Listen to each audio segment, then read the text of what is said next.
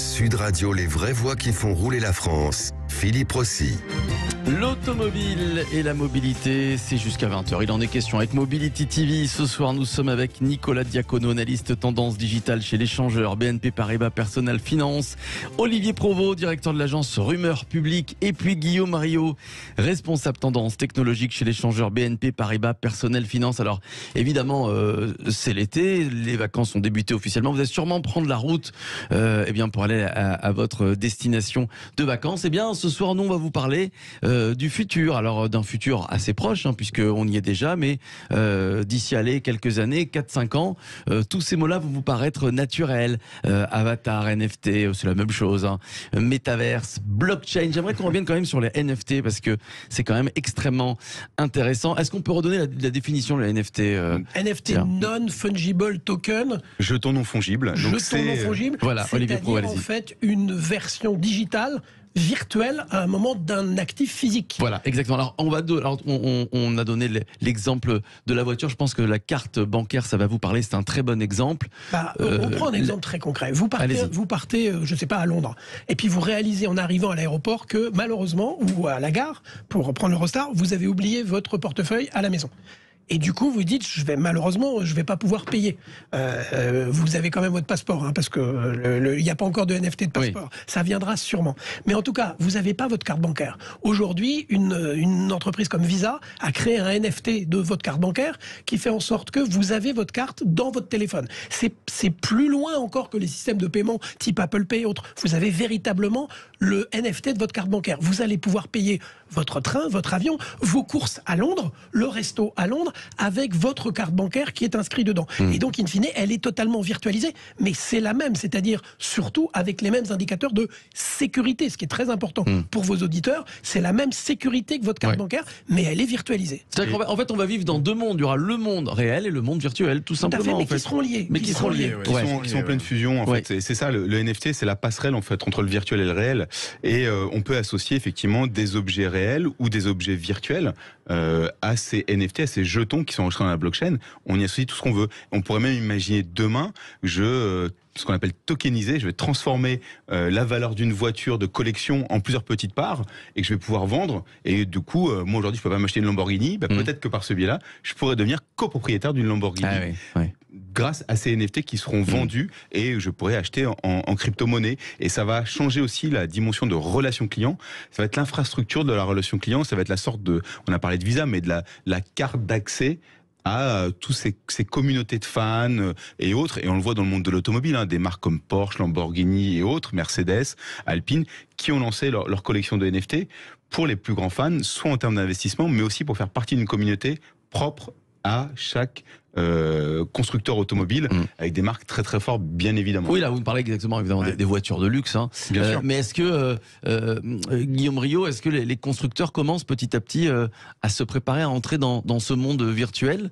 Je ne parle pas des marques de luxe, mais des constructeurs que l'on connaît, Renault, Peugeot. On l'a évoqué tout à l'heure avec Alfa Romeo pour le smart contract et le suivi du véhicule. Bien dans le micro. Du véhicule. Mais il y a aussi un groupe, là je vais partir en Corée, je vais parler de Hyundai. Donc Hyundai parle de métamobilité. Donc vous voyez, on parle de métaverse, mais là on est dans la métamobilité. C'est-à-dire que demain vos véhicules seront autonomes, mais que faire dans son véhicule autonome à part rester à rien faire. C'est-à-dire qu'ils ont imaginé que vous pourrez demain aller sur Mars avec votre avatar et vous balader, c'est-à-dire qu'ils ont signé un accord avec Boston Dynamics Group, vous savez, c'est les robots... les fameux robots chiens, vous savez, qui ressemblent énormément et vous pourrez le diriger sur Mars et imaginer plein de scénarios. Ou même Smart Factory, diriger votre robot dans votre Smart Factory à distance. Il y a plein de possibilités. Et la Corée, c'est vraiment le pays le premier ancré dans le métaverse. Et si vous me laissez la parole... Allez-y, Guillaume. Ils ont investi, ils ont lancé le Digital New Deal. C'est un investissement de 47 milliards sur les nouvelles technologies, autant dans le monde de la santé, dans le monde de l'éducation, mais c'est aussi 7% dans le métaverse. Et il faut savoir que Séoul va créer sa ville métaverse, le Twin, et c'est-à-dire qu'il vise une génération qui s'appelle la MZ. La MZ, génération MZ, c'est entre Millennials et la génération Z, c'est entre 1980 à 2004. Et cette génération représente 30% de la population à Séoul, et cette population a très peu de moyens et n'a pas accès au logement. Et ils imaginent que ces personnes vont vivre dans un monde, ça paraît dingue, hein, et ils vont pouvoir aller à des choses administratives dans la ville de Séoul, aller à l'école. Et c'est vraiment quelque chose qui se met en place. Ça peut paraître très futuriste, mais c'est vraiment une réalité. Donc en fait, il y aura et deux villes.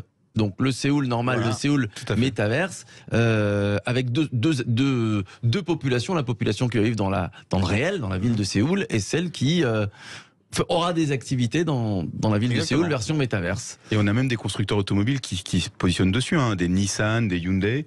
Nissan a par exemple créé sur un métaverse qui s'appelle VRChat une concession automobile pour montrer ses derniers modèles, pour que les gens viennent les voir avec leurs avatars, les sélectionner, peut-être choisir la couleur, ainsi de suite, et ensuite prendre rendez-vous avec une concession bien réelle cette fois-ci. Et comme l'a mentionné Olivier tout à l'heure, ce qui est intéressant, c'est que on va créer un commerce autour des avatars. Mon avatar, je vais devoir l'habiller comme je m'habille aujourd'hui. Peut-être que je vais acheter ma paire de baskets et que j'aurai son double numérique sous forme de NFT pour habiller mon avatar, ou inversement, j'irai dans une boutique pour acheter des habits pour mon avatar et derrière m'habiller avec ces mêmes habits, moi, dans la vie réelle. Il faut savoir que le marché des tenues, des accessoires dans le jeu vidéo, c'est 40 milliards de dollars 40 en milliards 2021. Sur un marché total du jeu vidéo qui est 180 milliards. Donc cette économie du virtuel, elle existe déjà. Et du coup, elle va évidemment intégrer la mobilité, l'automobile. J'aurai ma voiture de tous les jours que je conduis dans la vraie vie, peut-être dans les mondes virtuels, pour me balader dans le numérique de Séoul. Juste une question, Olivier Provost, est-ce qu'il n'y a pas un risque à investir comme ça dans le métaverse? Est-ce que finalement ça va pas durer quelques années, ça va un effet de mode qui va faire pchit? Alors c'est une très bonne question parce qu'on se souvient tous de MySpace. Bien sûr, oui. Il y a déjà eu des expériences comme ça et qui aujourd'hui ont fini par faire pchit. La grande nouveauté, et Guillaume et Nicolas le diraient bien mieux que moi, c'est qu'aujourd'hui on a la puissance technologique qui permet d'appuyer ça. C'est-à-dire que avant, on l'a fait, mais derrière, la puissance de data, la puissance de calcul, la puissance de stockage des données n'était pas là. Désormais, on est dans un monde qui a complètement changé. On est dans un monde qui est extrêmement digitalisé, et donc la puissance, elle est là. Et donc aujourd'hui, c'est que ce monde du métavers, ce monde des NFT, ce monde de la blockchain, il est appuyé sur une infrastructure technologique qui a la puissance nécessaire pour y répondre. On l'a déjà dans le gaming, on l'a déjà dans le jeu vidéo, mais si ça se développe dans tous les secteurs dont on parle, il y a un secteur dont on n'a pas parlé encore, mais l'immobilier. Vous prenez l'immobilier, et ben, l'avantage à un moment de cette technologie, c'est qu'elle permet de découper en tout petits morceaux des choses qui valent très cher. Je n'ai pas les moyens de m'offrir un appartement sur la 5e avenue.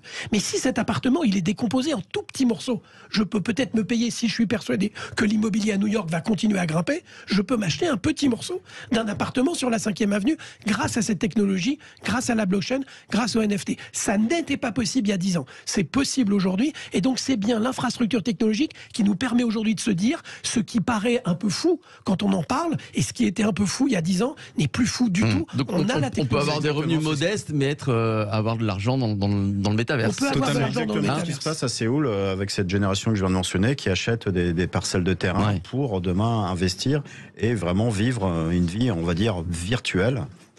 Mais qui, pour eux, est plein de sens. Et tout ça n'est possible parce qu'aujourd'hui, effectivement, il y a la 5G, on a une puissance informatique de calcul qui est suffisante, ce qui n'était pas le cas en 2007 quand il y a eu Second Life, si vous vous souvenez.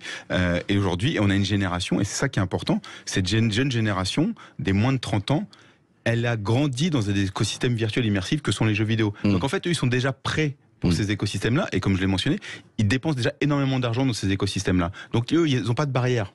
Un entretien d'embauche pour un jeune qui fait du gaming avec son avatar face à l'avatar du PDG de la boîte dans laquelle il postule, ça lui paraît pas du tout fou, quoi. Nous, ça nous paraît complètement déconnecté. Ce sera possible. Et le PDG, d'ailleurs Carrefour a fait ça il y a quelques semaines. Le PDG, il peut pas se dédoubler, mais digitalement, il peut très bien. Le PDG pourra demain faire passer des entretiens. Alors, et ce sera ma dernière question pour cette partie. Selon vous, moi, je me rappelle, il y a une vingtaine d'années, un petit peu plus, on me disait qu'en 2020, il y aurait des voitures volantes. Bon, en 2022, on n'a toujours pas de voitures volantes, même si on a fait beaucoup de progrès.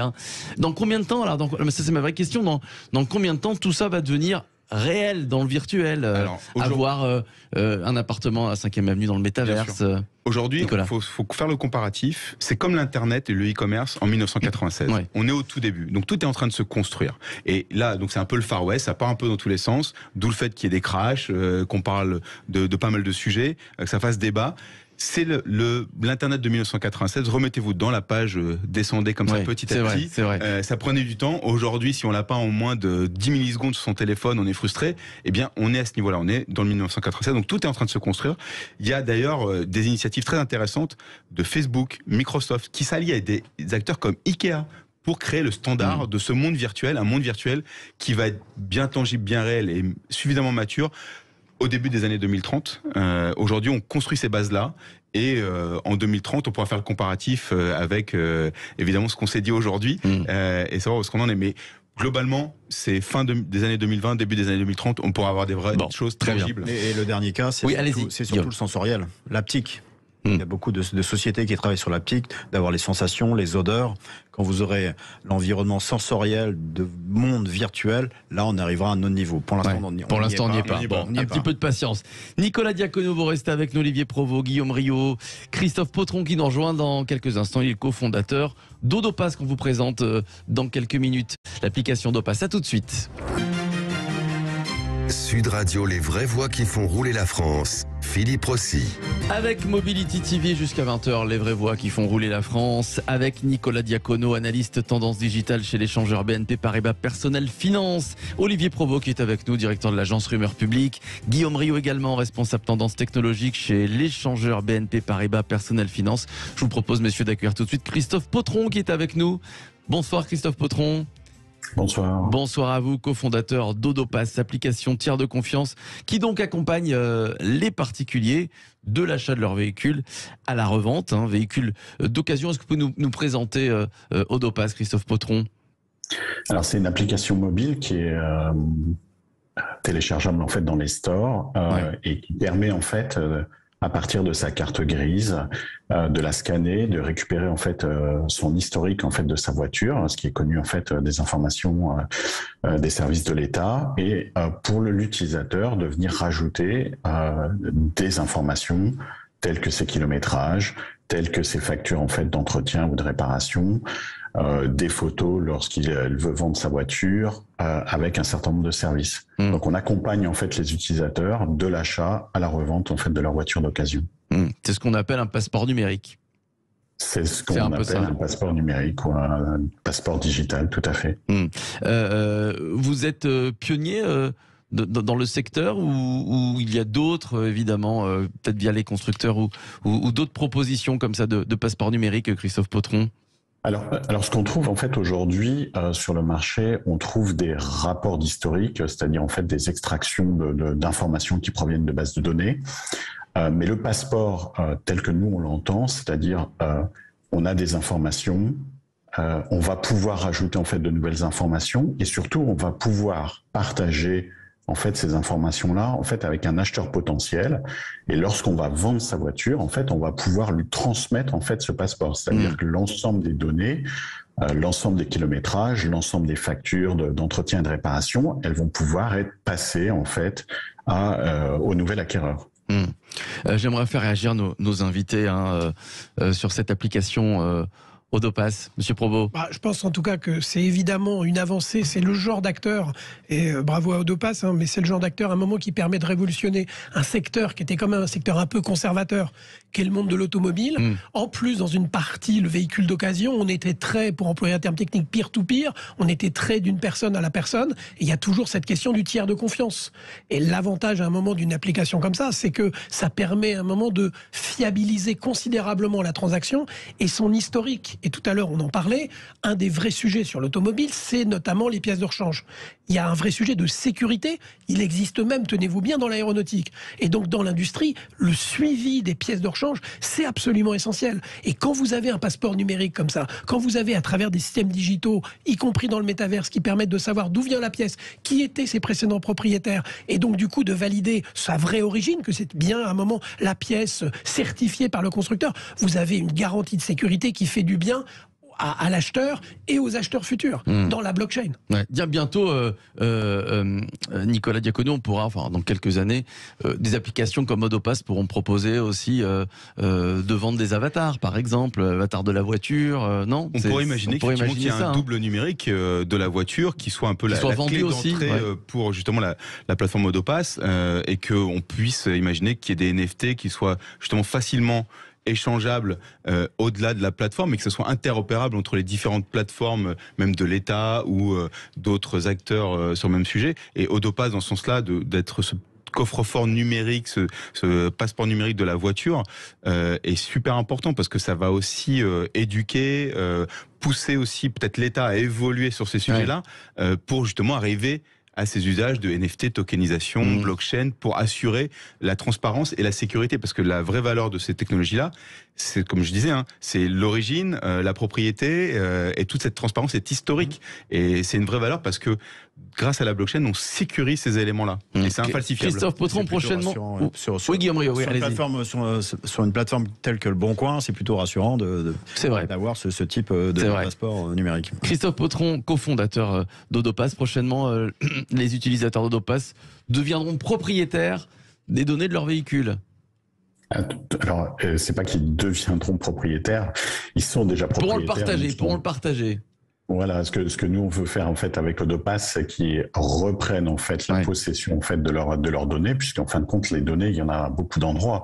Les données, l'État en a, les constructeurs ou les concessions en fait ont de l'information, les centres auto ont de l'information, les contrôles techniques ont de l'information. Si la voiture a été expertisée en cas d'accident, ils ont de l'information et en fin de compte, le passeport qu'on est en train de créer, en fait, permet de passer en fait ces informations-là, comme on disait tout à l'heure, en fait, à un acheteur, mais il permet en fait aussi demain de pouvoir les transférer en fait à un assureur, de les transférer en fait à un centre auto, si on souhaite en fait entretenir sa voiture.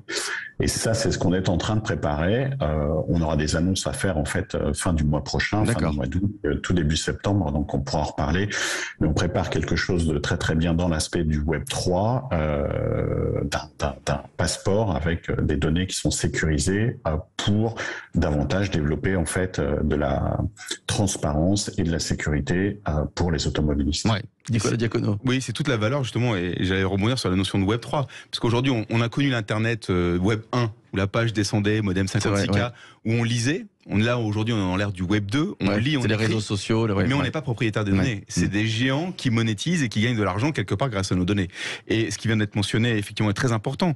Dans l'ère du Web 3, et c'est pour ça que Odopass est super pertinent, c'est qu'on va lire, écrire, mais on va être propriétaire de ces données-là. Et on va avoir la capacité de les gérer, de les monétiser, de révoquer l'accès à ces données à des marques, à des enseignes, et donc devenir quelque part ce qu'on dit dans les réseaux sociaux, le community manager de son image, de sa marque, et ben ça, pour ses données personnelles. Et Odopass est un précurseur sur ce futur de l'Internet qui est le Web 3. Oui, Olivier Provost. Ce que nous raconte Christophe Potron, je trouve, c'est une double révolution.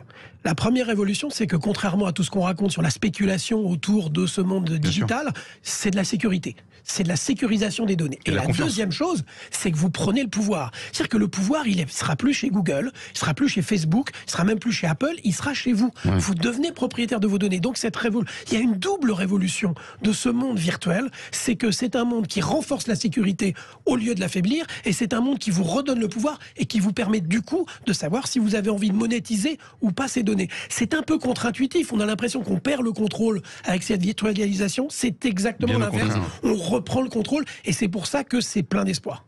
Comment, Christophe Potron, comment vous imaginez Odopass dans une dizaine d'années? Parce que là, on a l'impression que ça va très vite. Le passeport numérique, on va pouvoir transférer les données. Mais alors, comment on va évoluer Odopass et qu'est-ce qui pourrait se passer? Comment on pourra l'utiliser dans une dizaine d'années?